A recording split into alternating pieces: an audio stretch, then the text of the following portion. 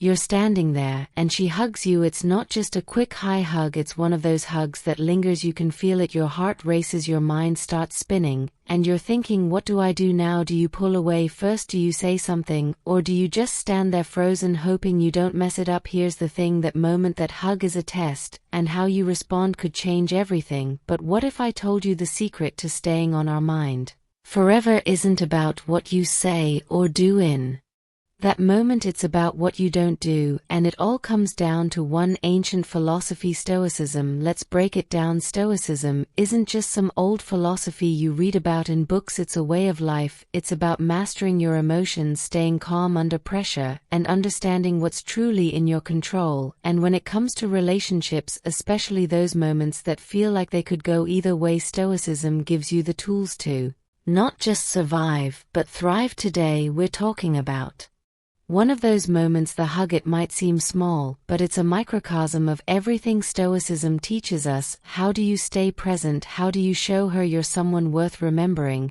And how do you do it without overthinking or trying too hard? That's what we're diving into today. And trust me, by the end of this you'll see hugs and relationships in a whole new way. Let's be real, most of us overthink physical touch. A hug isn't just a hug, it's a moment of connection, and how you handle it can either deepen that connection or kill it. The problem, we're so caught up in our heads that we miss the moment entirely. We're thinking about what to say, how long to hold on, or whether we're doing it right, and in that overthinking we lose the one thing that matters most: presence. Stoicism teaches us that the key to any interaction isn't about controlling the outcome, it's about controlling ourselves, our thoughts, our reactions, our energy. So the challenge here isn't just about responding to a hug, it's about responding in a way that shows you're grounded, confident, and fully present. And that's where most of us go wrong. 1. The power of presence. Let's start with the most important Stoic principle, presence. Marcus Aurelius, one of the greatest Stoic philosophers, once said, you have power over your mind, not outside events. Realize this, and you will find strength. What does that mean in the context of a hug? It means the moment isn't about her, it's about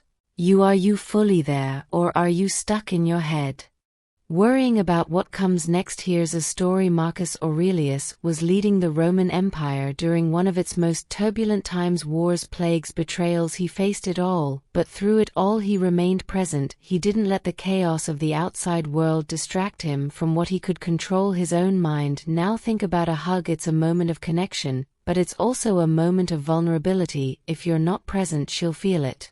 Your energy will be off, you'll pull away too soon, or you'll hold on too long, or you'll say something awkward. But if you're fully there, if you're grounded in the moment, she'll feel that too, and that's what makes the difference. So how do you stay present? Start by focusing on your breath. Feel the ground beneath your feet. Notice the warmth of her hug, the way it feels, the way it smells. Don't think about what comes next, just be there. That's the first step to mastering the moment. To control what you can. Next up, control. Epicus, another Stoic philosopher, said some things are within our control, and some things are not. When it comes to a hug, here's what you can't control: how she feels, how long she wants to hug, or what she thinks about you. But here's what you can control: your energy, your posture, and your mindset. Let me tell you a story about Epicus. He was born a slave, but he didn't let his circumstances define him. Instead, he focused on what he could control: his thoughts, his actions, and his attitude. And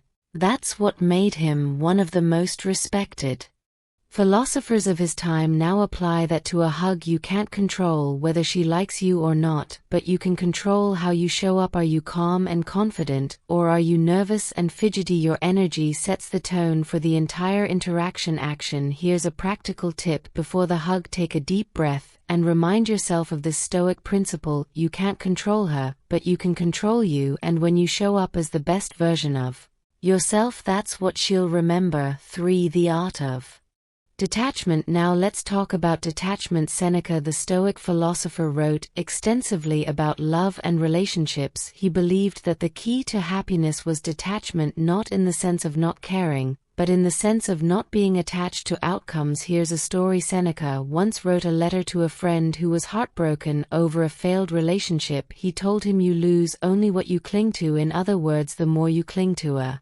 specific outcome, the more you set yourself up for Disappointment. So how does this apply to a hug? Simple. Don't overthink it. Don't worry about whether she likes you or not. Don't stress about what comes next. Just enjoy the moment for what it is. Here's the thing, when you're detached from the outcome you're more relaxed, and when you're relaxed you're more attractive. It's a paradox, but it's true. The less you care about impressing her, the more impressive you become. So the next time you're in a hug, remind yourself this moment is enough. You don't need it to lead to anything else. Just be there, and let the rest take care of itself. For silence speaks louder. Now let's talk about silence in a world where everyone's trying to fill the space with words. Silence is powerful. The Stoics believe that silence was a form of strength. It shows confidence, self-control, and presence. Here's a modern-day example. Think about the most charismatic person you know. Chances are they're not the one talking the most. They're the one listening, observing, and speaking only when they have something meaningful to say. So how does this apply to a hug? Simple. Don't feel the need to fill the silence. If the hug ends, and there's a moment of quiet, that's okay. You don't need to say something clever or funny, just let the moment breathe. Here's why this works. Silence creates intrigue. It leaves her wondering what you're thinking, and that curiosity is what keeps you on our mind. So the next time you're in a hug, embrace the silence. Let it speak for you. 5. Leaving a lasting impression. Finally, let's talk about how to leave a lasting impression. The Stoics believe that the key to a good life was virtue, not validation. In other words, it's not about what others think of you, it's about who you are. Here's a personal story. I once knew a guy who was the life of the party. He was funny, charming, and always had something to say, but here's the thing, no one really remembered him. Why? Because he was trying too hard. He was so focused on impressing everyone that he forgot to be himself. Now compare that to someone who's calm, grounded, and authentic. That's the person people remember. That's the person who stays on your mind. So how do you become that person? It's simple. Focus on being the best version of yourself. Don't try to impress her. Don't try to be someone you're not. Just be you. And when you do that, you'll leave a lasting impression, not because of what you did, but because of who you are. Here's the truth. A hug isn't just a